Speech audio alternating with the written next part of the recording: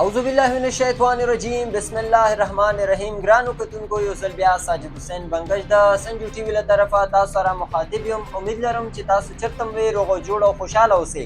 امید لرم چې تاسو د زندګۍ رنګونو نه به خوندونه اخلئ. ګرانو کتونکو څنګه چې تاسو ته پته ده چې یو 3 هفتې پهله په استرزی بالا اور پایان چې کوم شاملات یو ځمکه ده په هغه باندې د دواړو فریقانو ترمنځ جګړه دې حد ته ورسېده چې په هغه کې فایرنګ وشو او فایرنګ کې د دواړو قومونو قیمتي چې کوم کسانو هغه جان بحق شو، په حق ورسېدلو. دا جګړه دې نوبت ته څنګه راغله چې په دې کې داسې قیمتي جانونو چې کوم دی ضیاع شولو. څنګه چې زه تاسو ته ووایم چې د دواړو فریقانو پریس کانفرنس چې کوم دی هغه به تاسو اورېدلی وي، د دواړو فریقانو موقف چې کوم دی هغه به هم تاسو اورېدلی وي. نو زه غواړم چې په دې باندې شارټ الفاظ کې خپل روشنۍ واچم. څنګه چې تاسو ته پته ده چې استرزی بالا اور پایان دا یو قوم دی، د دې خپله کې رشتې اور تهذیب د یو مکتب فکر خلک دي، خو بدقسمتۍ سره ځینې ټایم داسې یو واقعات وشي چې هغې سره د دواړو قومونو ترمنځ ډېر حده پورې خفګان وشي. نو څنګه چې تاسو ته پته ده دا تنازع په څه باندې راغله، هغه هم زه تاسو سره شریکوم. د دې دواړو فریقانو موقف تر مخه دا وینا ده چې پخوا زمانې کې چې کوم مشران وو هغو به هغې ټایم خو د لیکایي سیسټم ډېر کم وو چې کله هم داسې څه خبره وی نو باز زباني خبره وه چې دغه ځمکه د تاسو شوه او دا ځمکه زموږ شوه. نو داسې کې چې کوم د مطلب دی د استرزی بالا چې کوم مشران دي د هغو موقف دا دی چې مطلب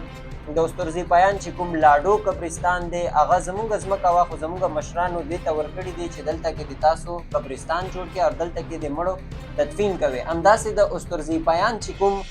ځمکه ده هغې به تاسو ته پته وي چې تقریبا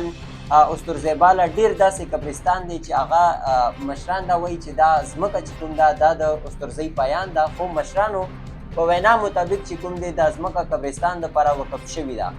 دغه فریقین څه وایي د دې څه موقف دی؟ د استرزی بالا چې کوم مشران دي د دې موقف دا دی چې مونږ دا ځمکه بالکل چې کوم دی دا قبرستان دپاره وقف کړي دی، خو دې کې مونږ دا نه غواړو چې مطلب دی دې کې د څوک کور جوړ کړي یا د پکې څه پراپرټي جوړه کړي، دا قبرستان دپاره وقف کړي دی. او همداسې چې کوم استرزی پایان چې کوم کسان دي د هغو موقف دا دی چې دا کوم ځمکه دی دا زمونږ مطلب د خپله ځمکه دی او دې باندې چې کوم دی مو فل رایټس دی او دا قبضه مافیا فلان فلان هغه خبرې به تاسو اورېدلې وي. زه دومره ډیپ کې نه ځم، خو یو څو خبرې هغه زه تاسو ته کوم چې هغه کې غټ نقصان خبرې دي. هغه کې د دواړو قومونو اندیشه ده چې که چېرې یو ښه فیصله په ښه وخت باندې دا کیسه حل نه شوه نو الله دې نه کړي چې دا کیسه به دې حده ورسي چې د دواړو قومونو ترمنځ به ډېر زیات اختلافات پیدا شي. څنګه چې تاسو ته پته ده چې د دواړو قومونو په دې کې نقصان شوی دی، د دواړو قومونو چې کوم دی دې کې مطلب دی د کسان چې کوم دی هغه جان بحق شوي دي، هغه په حق رسېدلي دي، بلکې څه پکې زخمیان دي. زه دا وایم چې پکار دا دی چې دواړو فریقینو ته تر دا خو د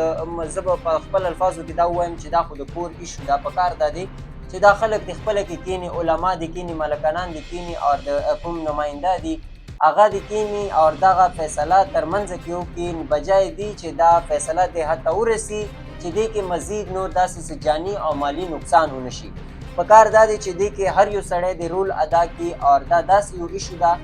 مونږ که سوچ وکړو په دې ایشو کې که چېرې حکومت انتظامیه د کوهاټ چې کومه انتظامیه ده او د کوهاټ چې کوم پټوار سیسټم دی هغه کې ریونیو ډپارټمنټ دی، که چېرې دیو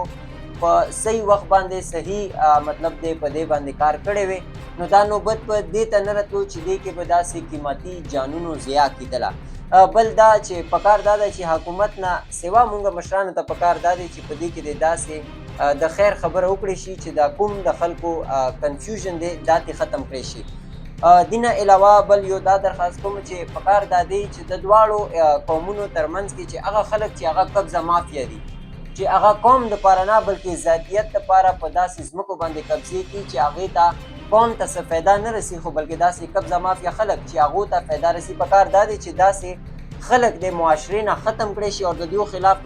سخت اکشن واخیستی شي. زه امید لرم چې دا یو ورکوټې شان پیغام به تاسو خوښ کړی وي. که چېرې تاسو ما سره اتفاق کوئ